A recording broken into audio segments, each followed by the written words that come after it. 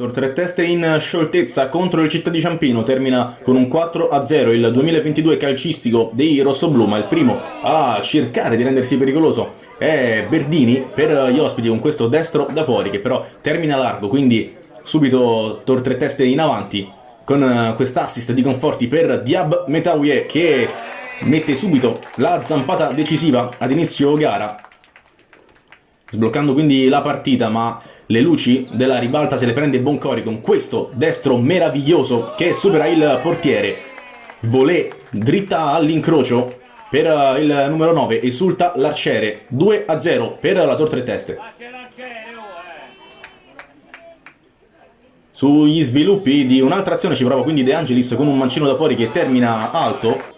quindi ancora i ragazzi di casa pericolosi con questo pallone, questa volta diretto sulla testa di Botticelli che termina alto. Nel secondo tempo ancora Tor tre teste molto propositiva, c'è il cross di Carucci per Boncori che non inquadra allo specchio da pochi passi, quindi ancora una perla da parte del numero 9 con questo tiro al volo, quasi una fotocopia rispetto alla rete